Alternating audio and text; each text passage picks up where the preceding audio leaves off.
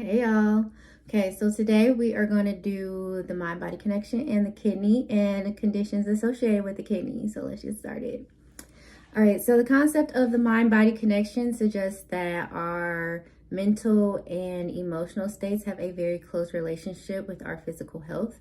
So the mind-body connection plays an important role in various aspects of health, including the functioning of the kidney. So the kidney cleans and filters the blood of toxins. It goes through like this filtration process like 35 times a day, and it maintains the balance of fluids and electrolytes in our body. So drinking water is definitely beneficial to your kidneys. Help your kidneys out. Don't make them work so hard. Drink some water. When you are dehydrated, the brain kind of signals the kidneys like hold up on releasing some water because we're not getting any water.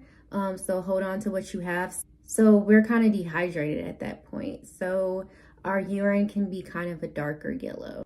The kidneys also remove waste from our body, waste and toxins from our body. And then it removes those toxins through our urine. The kidneys also have a role in regulating blood pressure, and it helps to produce vitamin D so we can have nice strong bones. Also, prolonged high blood pressure, which can become high because of our stress response and exposure to cortisol, can contribute to the development of kidney disease. All right, so fear is common. And there's a lot of different scenarios that can cause fear to play out. So this can directly affect the functioning of our kidney. It can impair our long-term memories, or it can just play out in our behaviors. So here are a couple scenarios. So we have fear of abandonment. So fearing a significant person in your life leaving. So this can cause behaviors like you seeking excessive reassurance, being controlling because you want to control the narrative and make sure that the person doesn't leave. You can be mistrusting, suspicious, or you can just kind of play hard to get so that it causes a person to chase you, because in your eyes, if a person is chasing you, it's kind of proving that they care for you and they don't want to leave. You can have fear with finances. You can have fear of consequences for standing up for yourselves or doing what's right, such as like back when people were taking a knee and it could cause them to lose their job. You can have a fear of rejection. So fear that someone won't like you, fearing that you'll be replaced at work or being replaced in a relationship, being cheated on. You might end up comparing yourself to others.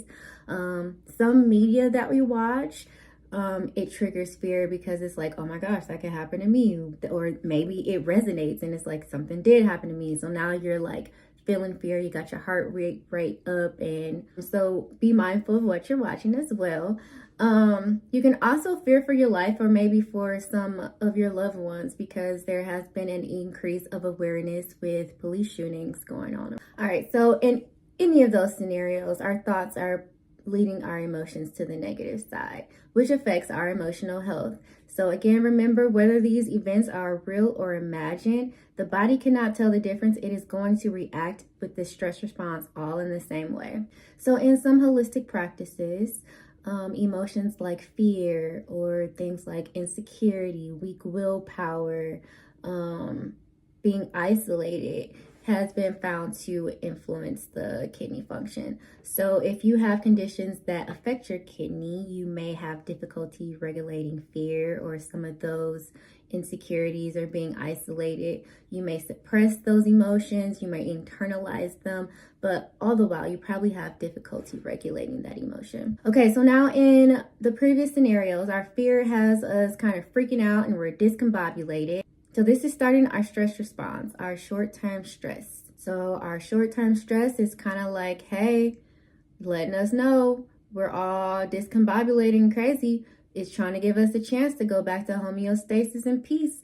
Are we listening to our body signals or are we not? So here we are. We can't soothe that thought. We didn't listen to our body signals.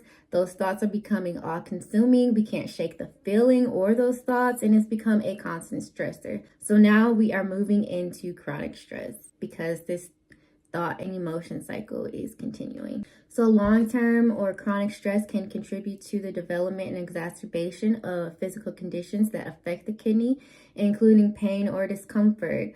So stress and emotional distress can contribute to sensations of back pain, which is commonly associated with kidney issues.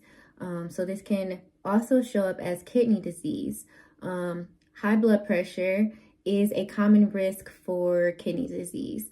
And as we know that blood pressure is raised when our sympathetic or our stress response is activated. So you also may have a loss of sexual energy. You're not feeling it.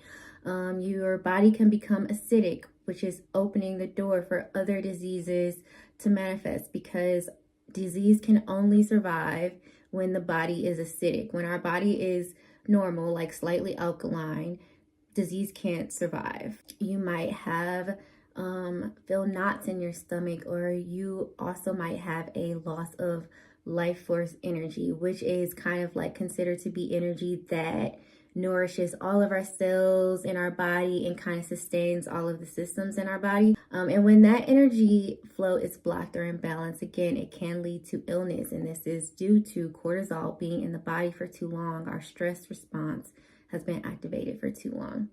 So what do?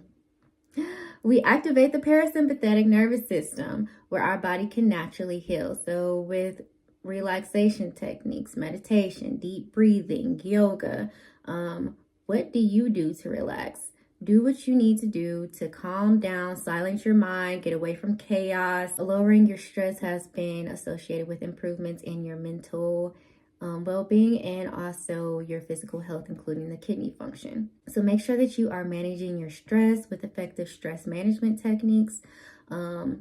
Lowering your stress, again, ridding yourself of turmoil, chaos can positively impact the kidney function. Again, you can always check out my stress management course, or you can visit me for some health coaching sessions, www.legacyinc.com.